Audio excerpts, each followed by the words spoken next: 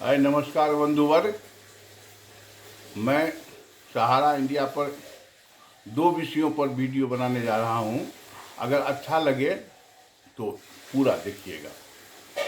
सबसे प्रथम बात है कि 26 जनवरी में जो हम लोगों को मार्गदर्शन मिला है, वो मार्गदर्शन, एक सेकेंड,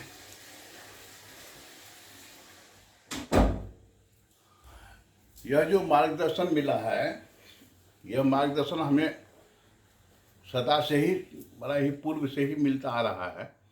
और वो हम लोग बड़े चाव से उसे पढ़ते थे। आए हुए झंडोत्तोलन में भाग लेने वाले जितने भी कार्यकर्ता हुआ करते थे, उन लोगों को भी सुनाते थे और उस पर विश्लेषण भी होता था। 2 4 10 लोग उस पर बोलते भी थे। तो यह एक समय था। किंतु इस बीच में जो आया है, उसमें हमको 2 3 बातें बताना है कि हमारे पूज्य अभिभावक बहुत ही देशभक्त थे। बात सही है। 98 तक तो पूरे देशभक्त रहे, लेकिन उसके बाद उनकी स्थिति बिगड़ने लगी। अभी वर्तमान स्थिति में वो इतने ही बड़े देशभक्त निकले कि देश के लगभग 17 18 19 करोड़ लोगों का, ये लोग 12 13 करोड़ गिन रहे हैं, हो सकता है कि 12 13 हो या 2 4 करोड़ हो, मुझे नहीं पता। किंतु देश के 19 करोड़ लोगों का, यानी 19 करोड़ परिवार का पैसा लेकर के सबको अनाथ कर गए और हमारे मुंह में जूता ठूस दिए कि या तो बोलो मत, या भूख लगे तो इसी को चबा के खाओ। इस स्थिति में हम जी रहे हैं। उतने ही बड़े देशभक्त थे। जिनको हम भगवान समझते थे, वो हमको बेवकूफ़ बना के चले गए। सभी लोग तो उसे सहारा श्री कहते थे और मैं इसे सहारा साला श्री कहता था। तो पहले तो शुरू शुरू में बहुत अच्छा अच्छा वीडियो कंपनी के समर्थन में बनाए, जिसके लिए क्षमा। अब जो है सो हम केवल निगेटिव वीडियो बनाते हैं।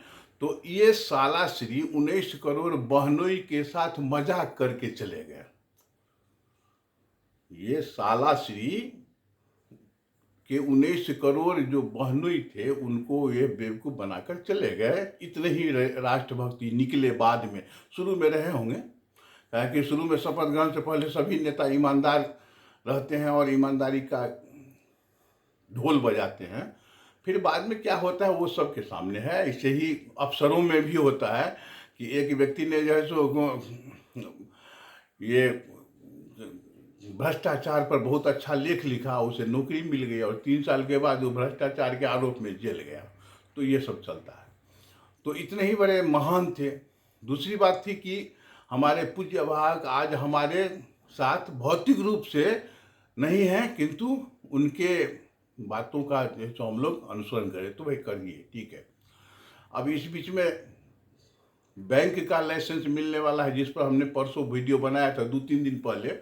तो वो लोग, बहुत लोग देखे, जिनको जो अच्छा लगा, कुछ व्यंग भी किए, कुछ गाली भी दिए, कुछ कमेंट भी आया, कुछ स्वस्थ कमेंट भी आया, तो बढ़िया लगा। आज जो मैं बात करने जा रहा हूँ, थोड़ा ध्यान से सुन लीजिएगा कि बैंक का नियम है कि अगर बैंक का लाइसेंस किन्हीं को दिया जाता है तो उसका है कि 4.5% स्टैट्यूटरी लिक्विडिटी रेशियो SLR में कोई गोल्ड खरीद के या कोई ऐसा मेटल खरीद के जिसका डिवैल्यूएशन भविष्य में होने की संभावना नहीं हो, तो ऐसे रखे जाते हैं। और 18% कैश रिजर्व रेशियो CRR में रखा जाता है। यानी 18 चाहे 22, 22.5, 22-23%, 24%, ये कभी बदलता रहता है। तो ये रखा जाता है। शेष पैसे का कुछ इन्वेस्टमेंट और कुछ डेली ट्रांजैक्शन, जैसे करेंट अकाउंट वाले हैं, सेविंग अकाउंट वाले हैं, कैश क्रेडिट वाले हैं, लोन देना होता है, educational loan, home loan, personal loan वगैरह, इस सब के लिए रखा जाता है। तो आप देखते होइएगा गौर करके कि सभी बैंकों में लगभग अभाव ही रहता है। प्राइवेट बैंकों को छोड़कर अगर किसी बैंक में आप 10 लाख रुपए का चेक काट देंगे कि नहीं हमको नगद कैश चाहिए, तो 25 बार ऊपर से नीचे देखेंगे कि अरे भैया 10 लाख रुपया लेना है तो पहले कहते। यही अगर आप प्राइवेट बैंक में जाइएगा तो 25 लाख रुपया भर दीजिएगा भी तो भी नहीं पूछेगा। जो भाई इतना क्यों भर दिए, वो भले ही आधा घंटा लेट लगावे, पैसा दे देगा। सहारा इंडिया प्राइवेट बैंक में आएगा, इसके पास तो पहले ही से नोक पर नोक, सुई के नोक पर जो है सो पेमेंट करने की व्यवस्था थी कि व्यवसाय करो तो पेमेंट करो, हम देने वाले नहीं हैं, हम नहीं देंगे, किसी भी हाल में नहीं देंगे।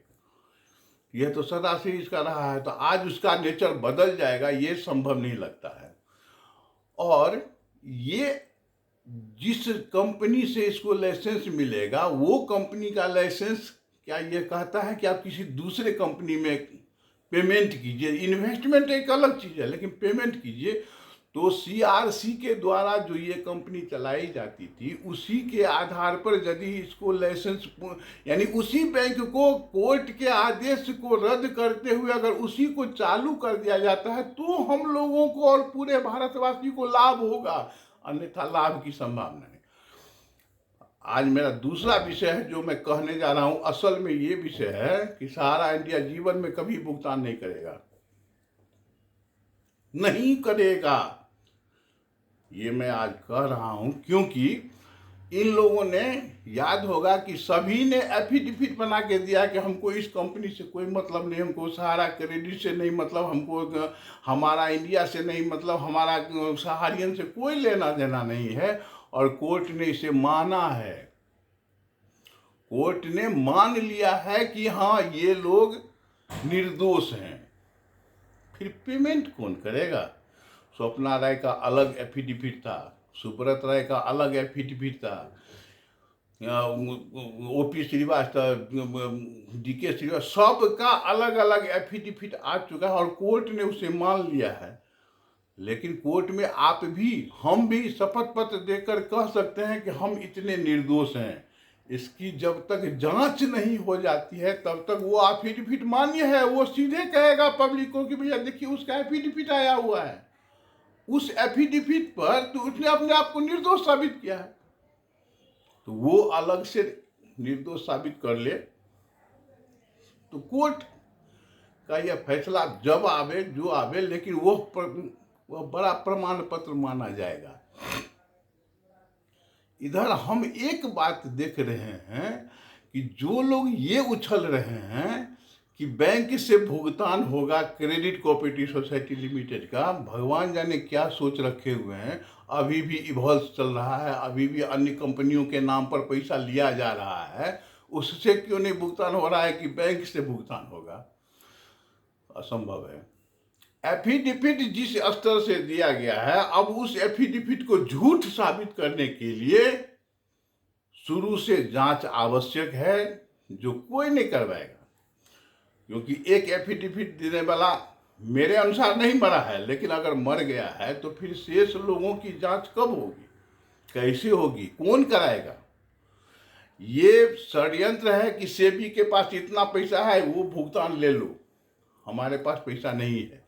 तो सेबी का पैसा है, कोर्ट ने कहा 5,000 करोड़ दे दो, सेबी को और चाहिए था, नहीं दिया जा रहा है। सेबी से लिया गया 5,000 करोड़, जिसमें से लगभग 250 करोड़ रुपये का आवंटन तो हुआ, बाकी अगर रखा ही हुआ है तो 25,000 करोड़, 30,000 करोड़ हो जाए, 15, 16 लाख, 17 लाख करोड़ का भुगतान कौन करेगा? सहारा इंडिया नहीं करेगा, क्योंकि एफिडेविट दे चुका है कि हम कहीं नहीं हैं।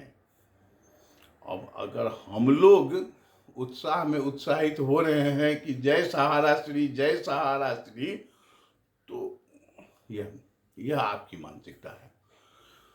इस बीच में हम एक बात और कहना चाहते हैं कि सहारा इंडिया फाइनेंशियल कॉर्पोरेशन लिमिटेड जब तक आरबीआई से चल रहा था, तब का नियम था कि अगर 100 रुपया कोई जमा करता है तो अनुमानित 10% इंटरेस्ट जोड़कर उसका 10%, यानी 110 का 10% 11 रुपया, जिस प्रकार बैंक के एसएलआर में 18% जमा होता है, वहीं सहारा इंडिया के एसएलआर में 70% जमा करना होता था। और 70% का मतलब हुआ 77 रुपया। 11% CRR में कैश रिजर्व रेशियो में जमा करना पड़ता था 10%, जो 11 रुपया हुआ। 11 और 77 हो गया 88। जमा पैसा आया 100 रुपया, लेकिन 88 रुपये का ये सिक्योरिटी खरीद करके, गोल्ड खरीद करके, ये सब बैंक के लॉकर में रखे जाने का प्रावधान था। शेष पैसे से आप अपना व्यवसाय कीजिए और अपना जो है सो पेमेंट कीजिए। वो तो RBI के साथ हट गया। ROC का क्या रूल रेगुलेशन था आज तक हमको नहीं पता है कि किसी को बताया गया। सिर्फ उसी नियम के आधार पर हम लोगों को काम करते रहने के लिए कहा गया। जो CRR और SLR यदि अगर क्रेडिट कोऑपरेटिव सोसाइटी लिमिटेड का होता तो वो पैसा निकाल करके भुगतान होता, लेकिन SLR और CRR अगर है तो कहाँ है? अभी जो वर्तमान में लोनावाला है कि कोई होटल है कि कोई हॉस्पिटल है कि कोई मकान भवन है, वह सहारा इंडिया फाइनेंशियल कॉर्पोरेशन लिमिटेड के नाम से है। सहारा क्रेडिट कोऑपरेटिव सोसाइटी और हमारा इंडिया क्रेडिट सोसाइटी के सोसाइटी के नाम से कोई संपत्ति नहीं है। और यह कोर्ट फिर अड़चन लगाएगा कि यह तो सहारा फाइनेंशियल कॉर्पोरेशन लिमिटेड में है, यह इसको बेच के आप क्रेडिट का भुगतान कैसे कर सकते हैं? तो सरकार का दायित्व बनता है कि वो सभी को जब्त कर ले और सभी जमाकर्ताओं में बांट दे। सभी अगर जब्त करके नीलाम करके उसे जमाकर्ताओं में बांट दिया जाएगा तो ही इस समस्या का निदान है, वो भी परसेंटेज में। 100% की तो बात ही छोड़ दीजिए, लेकिन ये करेगा कौन, कब, कैसे? इसके लिए कम से कम दो संस्थाओं को बैठना पड़ेगा, केंद्र सरकार और कोर्ट। जब तक ये लोग दोनों एक मत नहीं होंगे, जमाकर्ता का भुगतान असंभव है। ये जो पोर्टल बनाया गया है, यह पोर्टल भले ही कितना अच्छा हो, भले ही कितना दोषपूर्ण हो, किंतु भुगतान के लिए इन दोनों का होना अत्यावश्यक है। और ये अत्यावश्यक तब होगा जब हम सरकार पर दबाव बनावेंगे। कोर्ट पर दबाव से कोई लेना देना नहीं। तो यह जो आज अभी आंदोलन चल रहा है, जिसे धन की आवश्यकता है, जिसे जन की आवश्यकता है, जन अगर वहाँ पहुँचेंगे, संख्या बहुत बड़ी उपलब्धि करेंगे तो सरकार पर दबाव बनेगा। अगर सरकार बदल गई तो लाठी लेके मार मार के भगा देगा। अभी जो हम लोग आंदोलन में हैं, तो आंदोलनकारियों पर लाठी का प्रभाव या वो जल का जो है जो नहीं होता है, वाटर, आंसू गैस, इस सब का प्रयोग नहीं हो रहा है। हल्का फुल्का झड़प है, लेकिन उससे कोई लेना देना नहीं है। अगर दूसरी सरकार आएगी तब तो उसको सीधे कहेगा कि भागो यहाँ से, खाली करो, अन्यथा पीट पीट के खाली करवाया। रामदेव से खाली करवाया गया और कि कई ऐसी घटनाएं घटी है। खैर हमको सरकार से देखो, हमको कहना ये है कि जब तक आंदोलन और अधिक रूप उग्र नहीं होगा तो जन और धन दोनों की आवश्यकता है। तो जन और धन तथा मन, तो जन धन मन तीनों की आवश्यकता है, जिसमें हम समस्तों को लगना पड़ेगा। अब आप ध्यान से मूल्यांकन करें कि सहारा इंडिया पेमेंट करने की स्थिति में है। जिसने एफिडेविट दे दिया कि हम इस कंपनी में कहीं नहीं है, वो पेमेंट का गारंटी क्यों ले? जिसने कह दिया कि ये संस्था हमारी नहीं है, वो क्यों पेमेंट करे? और पेमेंट करे तो पेमेंट है कितना, इसके पास औकात क्या है? यदि औकात नहीं है तो फिर पेमेंट कहाँ से होगा?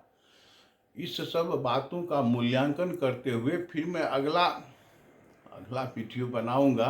फिर भी तब तक के लिए जय हिंद, जय भारत, वंदे मातरम।